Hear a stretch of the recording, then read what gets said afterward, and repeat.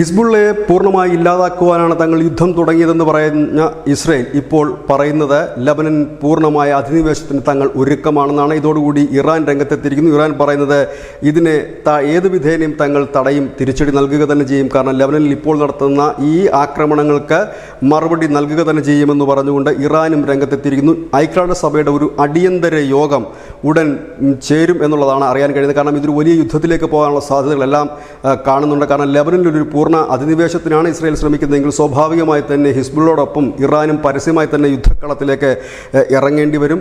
ഈ ഒരു സാഹചര്യം മുന്നിൽ കണ്ടുകൊണ്ടാണ് വിവിധ രാജ്യങ്ങൾ തങ്ങളുടെ പൗരന്മാരോട് രാജ്യം വിട്ടുപോകാൻ ആവശ്യപ്പെട്ടിരിക്കുന്നത്. ഏതായാലും പശ്ചിമേഷ്യ സംഘർഷഭരിതം എന്നല്ല പറയുന്നത്, യുദ്ധം തന്നെയാണ് എന്ന് പറയേണ്ടി വരും. News desk news India Malayalam.